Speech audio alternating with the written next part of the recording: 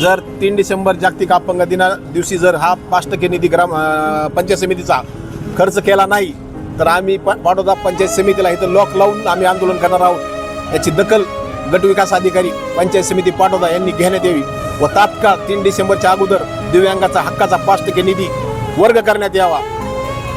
हा आमच्या मागण्या मान्य करा, नाहीतर खुर्च्या खाली करा। आमच्या मागण्या मान्य करा, नाहीतर खुर्च्या खाली करा। दिव्यांग संघर्ष समितीचा विजय असो, दिव्यांग संघर्ष समितीचा विजय असो। चालू कर का? दिव्यांग संघर्ष समितीचा विजय असो, दिव्यांग संघर्ष समितीचा दिव्यांगाचा पंचायत समितीचा 5% निधी मिळालाच पाहिजे। हा दिव्यांग संघर्ष समितीचा, दिव्यांग संघर्ष समितीचा आज आम्ही इथं पाटोदा पंचायत समितीला दिव्यांगाचा 5%च्या निधीसाठी एक निवेदन द्यायला आलो होतो आणि गट विकास अधिकारी हे सध्या मीटिंगमध्ये असल्यामुळे खाली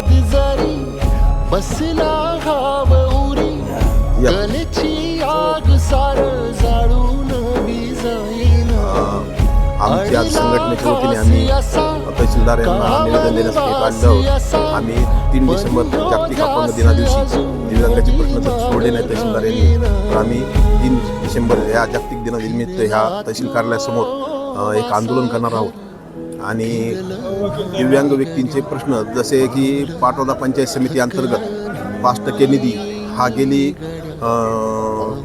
कमीत कमी 5 ते 6 वर्षापासून तो वाटप झालेला नाही आणि तो निधी तात्काळ पंचायत समिती पाटोदा यांनी वाटप करावा। तसेच पाटोदा नगरपंचायतचे मुख्य अधिकारी यांनी देखील 5% निधी हा दिव्यांगाचा वाटप केलेला नाही, तो पण दिव्यांगाचा निधी देण्यात यावा। तसेच तहसील कार्यालयामध्ये संजय गांधी विभागाअंतर्गत काही लोकांचे जे मानधन आहे हे आलेलेच नाही आणि काही लोकांना जे आले ते 1,500 आले आणि काही लोकांना 2,500 आले।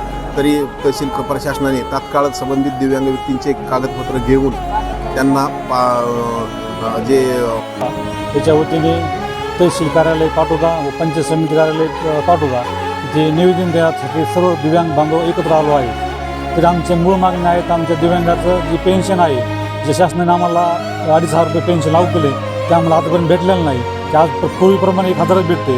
तर जे आमचे वाढीव पेमेंट आहे 1,500 रुपये ते शासनाने आम्हाला देण्यात यावे। दुसरा मुद्दा आहे जे आमचे घरकुल दिव्यांगाचे घरकुल विनाअट प्रत्येक दिव्यांगांना घरकुल मिळालंच पाहिजे, त्या कोणतीही अट नसता फक्त दिव्यांग ही अट लावता दिव्यांगाला घरकुल देण्यात यावे। तिसरा प्रश्न आहे आमचा अंत्योदयचा, जे प्रत्येक दिव्यांगाला अंत्योदय राशन भेटतं आमच्या पाटोदा तालुक्यामध्ये बहुतांशी बऱ्याच लोकांना भेटत नाही, क्वचित काय लोकांना भेटतं। आम्ही 2-3 वेळेस त्या ऑफिसला जाऊन भेटलो पण ते म्हणले तुमची काय आमच्या JR नाही आमच्याकडून तसं काही। मी त्यांना लिखी आता JR बी दाखवलं साहेबांना, ते म्हणलं पाहू तुम्ही परत 2 आम्ही अर्ज केले आम्ही तरी आम्हाला अंत्योदयाचं राशन वाटप झालेलं नाही। आणि प्रत्येकाला उत्पन्नाच्या अटीला जे उत्पन्न पगार आहे दिव्यांगाचा संजय गांधी विभाग त्याला उत्पन्नाची अट आहे ती 21,000ची, त्या अटी रद्द करण्यात यावी।